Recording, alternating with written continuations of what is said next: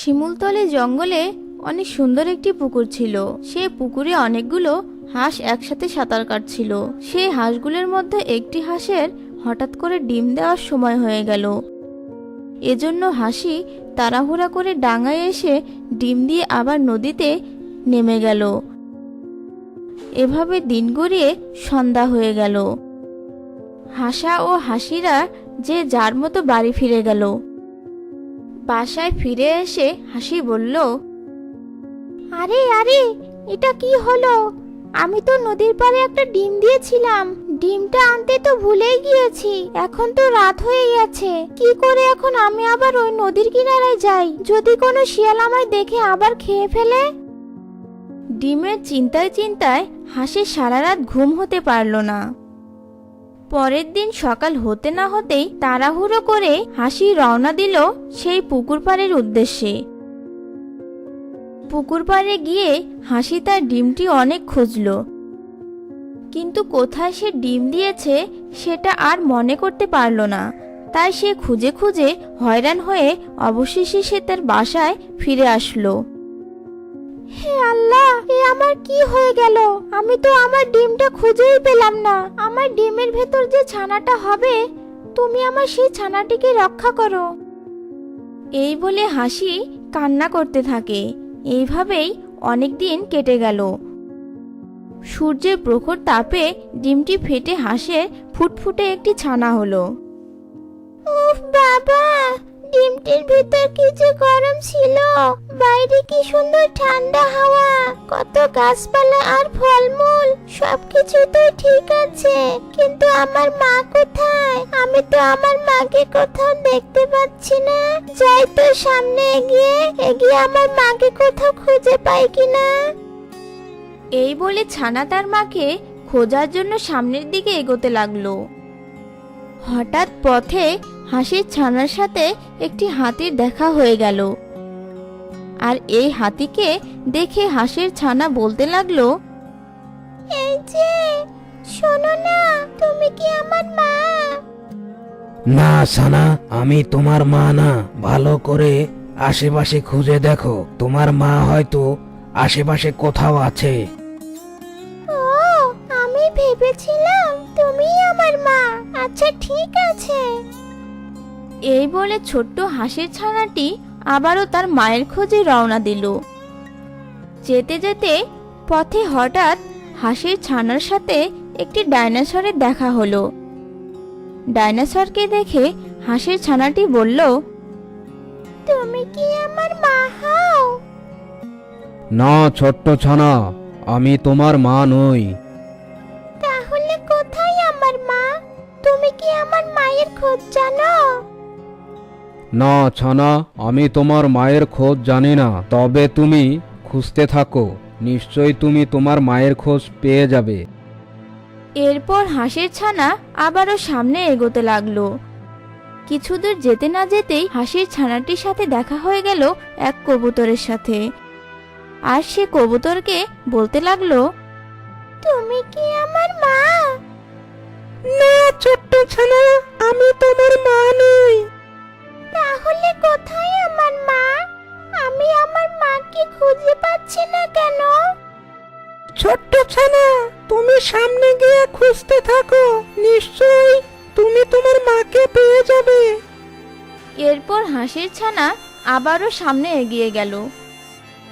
যেতে যেতে হঠাৎ হাসির ছানার সাথে এক টুনি পাখির দেখা হয়ে গেল। সে অন্যদের মতো টুনিকে বলতে লাগলো, তুমি কি আমার মা?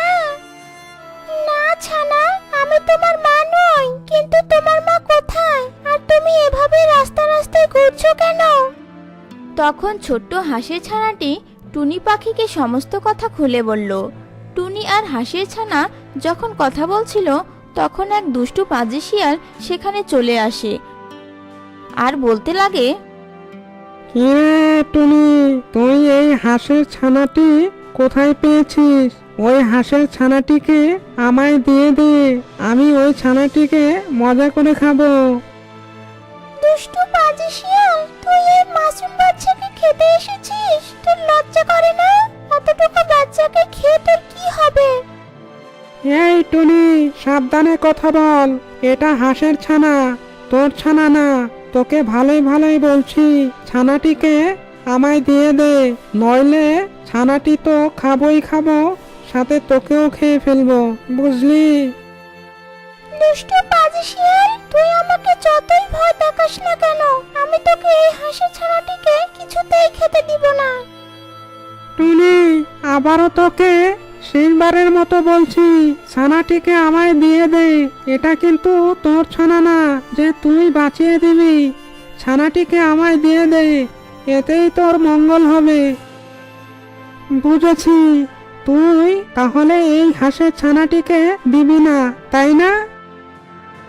আমি এই হাঁসের ছানাটিকে দিব না মানে দিবই না। তোর যা ইচ্ছে হয় তুই তাই করে নে, দুষ্টু পাজি শিয়াল। তুই শুধু এখন দেখতে থাক কি করে আমি তোর থেকে এই হাঁসের ছানাটাকে কেড়ে নেই। এই বলে যেই না শিয়াল হাঁসের ছানাটিকে ধরতে যাবে, অমনি টুনি হাঁসের ছানাটিকে পায়ে করে নিয়ে উড়াল দিল। আরে, এটা কি হলো? এই বজ্জাত টুনি পাখি তো দেখছি হাঁসের ছানাটিকে নিয়ে উড়ে চলে গেল। এখন আমি কি করব? টুনি পাখি, তোকে আরেকবার আমি হাতের কাছে পেয়ে নেই, তারপরে তোকে আমি মজা দেখাবো। এই বলে দুষ্টু পাজি শিয়াল সেখান থেকে চলে গেল, আর টুনি হাঁসের ছানাটিকে নিয়ে তার বাসায় চলে গেল। শোনো ছোট্ট হাঁসের ছানা, আমি তোমাকে আমার বাসায় নিয়ে এসেছি। তুমি তোমার মাকে খুঁজে পাওনি, তাই আজ থেকে আমি তোমার মা। আজ থেকে তুমি আর আমি তোমার মাকে খুঁজে বের করব। যদি তোমার মাকে খুঁজে পাই, তাহলে আমি তোমাকে তোমার মায়ের হাতে তুলে দেব। ঠিক আছে মা, কিন্তু আমার তো অনেক ক্ষুধা পেয়েছে, আমি কি খাবো? তুমি আমার বাসায় থাকো, আমি তোমার জন্য পুকুর থেকে কিছু মাছ ধরে আনি। এই বলে টুনি পাখি পুকুরে চলে গেল মাছ ধরার জন্য। কিন্তু টুনি পাখি পুকুরে গিয়ে কোনো মাছ ধরতে পারলো না, কারণ সে তো কোনো সাঁতার জানতো না। তাই সে পুকুরের চারপাশে ঘুরতে থাকলো মাছের আশায়। এইদিকে এই দৃশ্য দূর থেকে হাঁসের ছানার মা দেখতে পেল।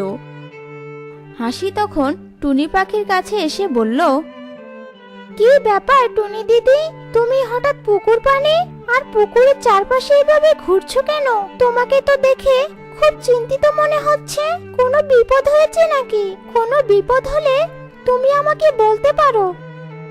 আসলে হাসি দিদি, একটা ছোট্ট হাঁসের ছানাকে আজ আমি কুড়িয়ে পেয়েছি।